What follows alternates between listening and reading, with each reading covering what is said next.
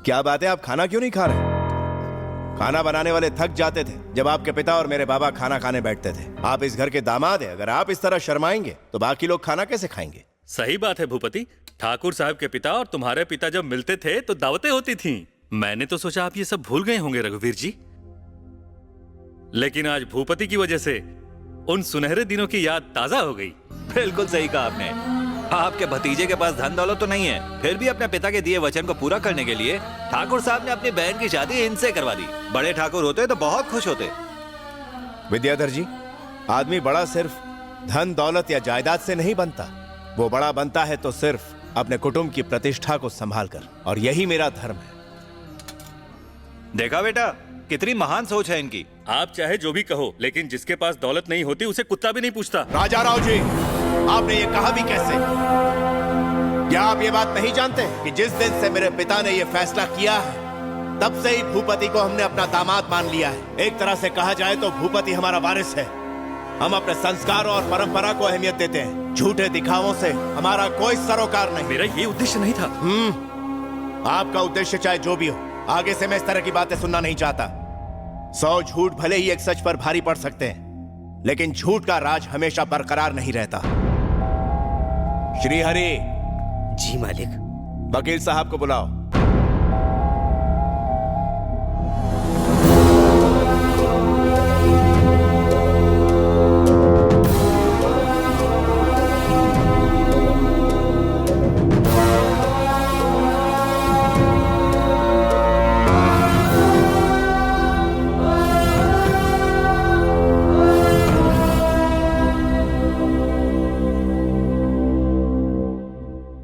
वकील साहब जी कहिए।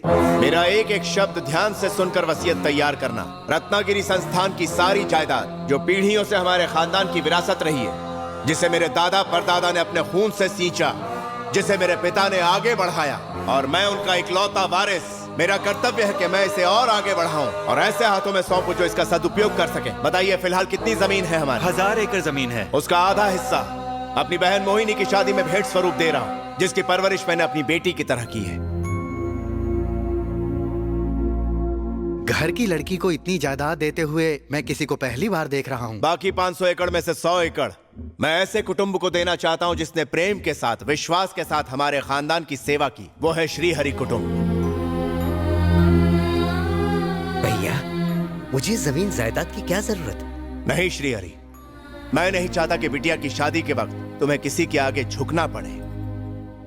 ठाकुर साहब, हर त्योहार और अच्छे मुहूर्त पर इस गांव के और आसपास के गांव के लोग मंदिर के लिए आपसे चंदा मांगने आते थे। आगे भी आप मंदिर की सेवा करते रहेंगे ना?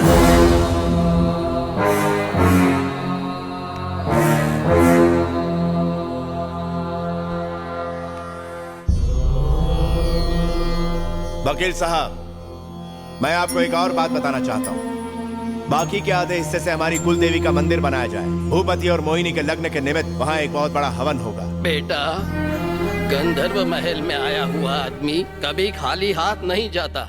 ये तुमने साबित कर दिया। आज तुमने अपने पूर्वजों का नाम रोशन कर दिया बेटा। तुम्हारे पिताजी बहुत खुश होंगे। हाँ ठाकुर साहब, आपने सब कुछ मंदिर को दान कर दिया है। आपका दिल समुद्र जितना विशाल है। आज से पहले मैंने किसी को ऐसा करते नहीं देखा।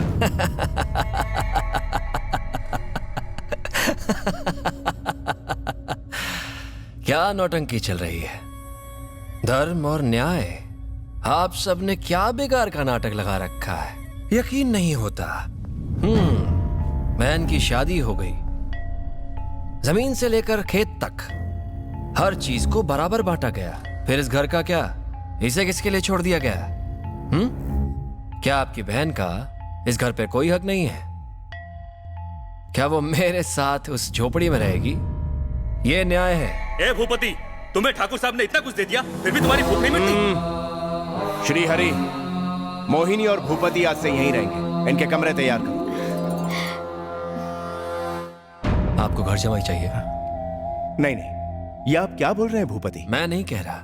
गांव वाले सोचेंगे कि भूपति इतना कमजोर है कि शादी के बाद भी अपनी बीवी के मायके में रुका हुआ है। दामाद जी, आप बात का गलत अर्थ निकाल रहे हैं। यहाँ के नौकर भी मालिकों के बीच बोलते हैं। जायदाद जो मिल गई है मैं अपने ससुराल में जिल्लत की जिंदगी नहीं जी सकता। तुम्हारा भतीजा ये क्या बोल रहा है? इसका दिमाग खराब हो गया क्या?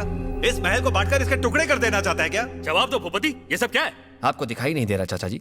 मैं सिर्फ ये चाहता हूँ कि महल के बीच दीवार खड़ी करके महल को बांट दिया जाए। बस कीजिए भूपति, आपसे मुझे ये उम्मीद नहीं थी। हमारे पूर्वजों ने अंग्रेजों के सामने कभी घुटने नहीं टेके, गांव वालों के साथ चट्टान की तरह खड़े रहे और उन्हें आगे बढ़ने की हिम्मत दी, और इसका साक्षी है ये गंधर्व महल। इस पवित्र जगह के ना कभी टुकड़े हुए ना कभी होंगे। नहीं, कुछ भी हो जाए मैं इस महल की शान को आंच नहीं आने दूंगा। श्री हरि, मैं अभी और इसी वक्त ये महल छोड़ रहा हूं। भैया, भैया रुक जाइए भैया, आप ऐसा नहीं कर सकते। तुम्हारे भैया जो भी करते हैं तुम्हारी खुशी के लिए करते हैं। खुशी से बढ़ के दुनिया में कुछ नहीं होता। तुम इस परिवार की इकलौती बेटी हो। इस महल में तुम रहो या हम, बात तो एक ही है ना। कसम खाओ आप नहीं जाओगे। मुझे मत रोक, तू मेरी बहन है। मैंने तुझे लाड प्यार से पाला है। मैं नहीं चाहता तेरे जीवन में मेरी वजह से कोई कष्ट आए।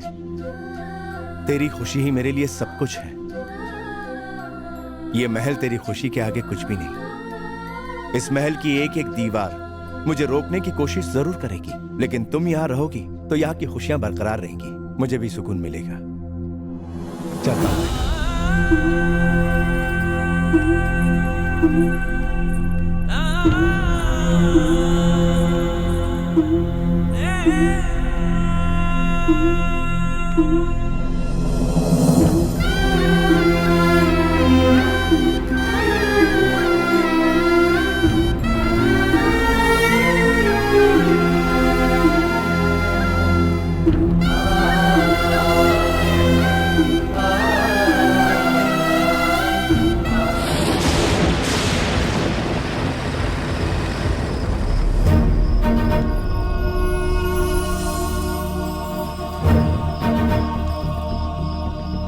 तू तकदीर वाली है बेटी।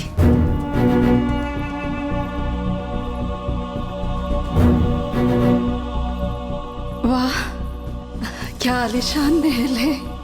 ये गंधर्व महल अपनी रानी अमृता की कब से राह देख रहा था। स्वागत है, स्वागत है। मौसी जी, आपने तो मुझे भिखारी कहकर कोठे से निकाल दिया था। तभी मैंने अमृता से शादी करके इसे रानी बनाने का प्रण ले लिया। आपने कहा था कि मैं निकम्मा हूं, ना घर है ना दौलत है, पर आज ये महल, ये गंधर्व महल मेरा है। आप तो शुरू से ही राजा थे, इसलिए तो मेरी प्यारी अमृता आपको इतना पसंद करती है। आओ अमृता, आओ, मैं तुम्हें अपने प्रेम का साम्राज्य दिखाता हूँ। चलो, सबसे पहले मैं तुम्हें हमारा कमरा दिखाता हूँ। हमारा नहीं, वो कमरा सिर्फ आपका है। मोहिनी, ओ मोहिनी,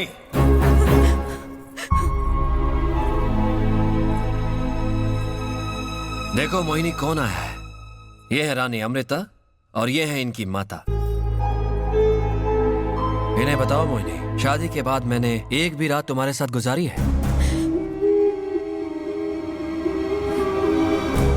सर नीचे करके मुझे झूठा साबित करने की जरूरत नहीं है। बताओ, क्या मैंने तुम्हें एक बार भी छुआ है? मोहिनी, मोहिनी, मोहिनी! ये गलत है। आपकी पहले से ही एक पत्नी है।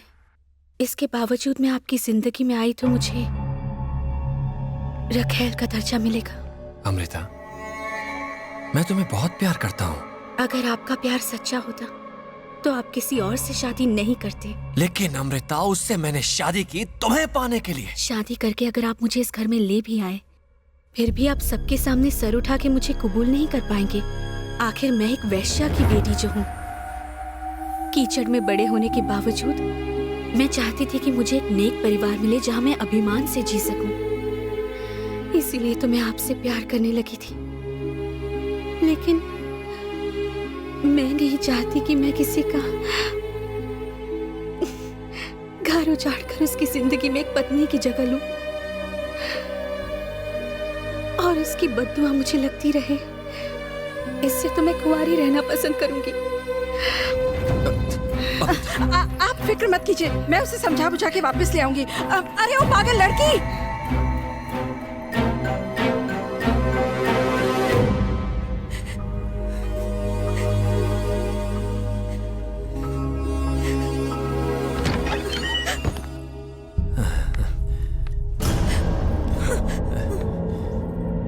वो चली गई, मेरी जान यहां से चली गई। अगर तू सच कह देती तो सब कुछ सही हो जाता। तूने सच क्यों नहीं कहा? अमृता को लगा कि हम लोग अपनी जिंदगी से खुश हैं, इसलिए अमृता मेरी जिंदगी से दूर चली गई।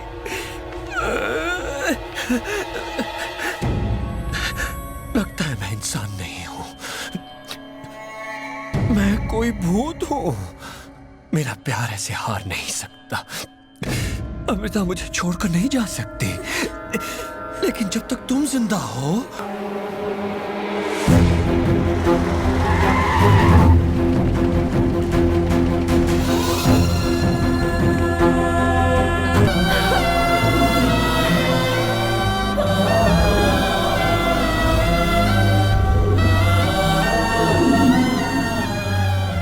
कसम खाओ आप नहीं जाओगे।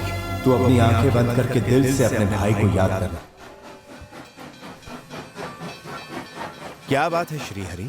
मोहिनी बेटे की अस्थियां अब तक गंगा में ठीक से विसर्जित नहीं हुई और गंधर्व महल की प्रतिष्ठा पर कलंक लगने जा रहा है। श्रीहरि! ये सच है मालिक, भूपति एक वैश्या की बेटी से गंधर्व महल में शादी कर रहा है। तुझे नजर ना लगे, बिल्कुल रानी जैसी लग रही है। काश वो मोहिनी कुछ और गहने छोड़ गई होती। बेचारी मेरी बच्ची, ऐसे सस्ते हार से काम चलाना पड़ रहा है। कोई बात नहीं, शादी के बाद सब ठीक हो जाएगा। हीरे जैसा पति जो मिला है।